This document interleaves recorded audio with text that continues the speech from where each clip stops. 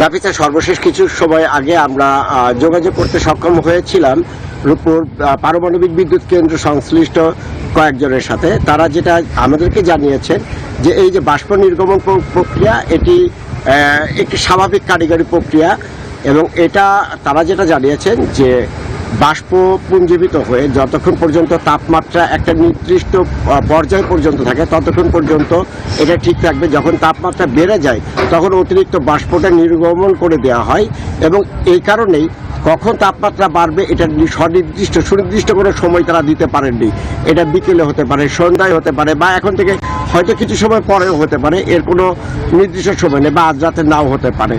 তবে তারা যেটা জানিয়েছেন যে আগামী ডিসেম্বরে যেহেতু পারমাণবিক বিদ্যুৎ কেন্দ্রটি পরীক্ষামূলক উৎপাদন শুরু করতে যাচ্ছে, এর আগে আন্তর্জাতিক পরমাণু শক্তি কমিশন বা IAEA এর যেটা পর্যবেক্ষণ অনুযায়ী বা তাদের নির্দেশনা অনুযায়ী বেশ কিছু কারিগরি পরীক্ষা করতে হয়, এবং এই সমস্ত পরীক্ষার অংশ হিসেবে এই বাষ্প নির্গমন বা সহ অন্যান্য পরীক্ষা করা হচ্ছে, যার স্থায়িত্ব চলবে আগামী আরও 4 থেকে 5 দিন পর্যন্ত। এবং এই পরীক্ষাগুলো সম্পন্ন হওয়ার পরেই IAEA যখন নিশ্চিত হবে তখন তারা এই বিদ্যুৎ কেন্দ্রটি পরীক্ষামূলক উৎপাদনের জন্য অনুমতি দেবে। আমার কাছে রূপপুর পারমাণবিক বিদ্যুৎ কেন্দ্র এলাকা থেকে এই ছিল সর্বশেষ তথ্য। ফিরে যাচ্ছি স্টুডিওতে। নাফিসা। রানা, আপনাকে ধন্যবাদ। এক্সট্রিম মশার কয়েল প্ল্যান্ট ফাইবার দিয়ে তৈরি, তাই সহজে ভাঙে না, সুগন্ধিযুক্ত ও নিরবিচ্ছিন্নভাবে জ্বলে। ডেঙ্গু, চিকুনগুনিয়া বাহি সহ যে কোনো মশার বিরুদ্ধে দেয় এক্সট্রিম সুরক্ষা।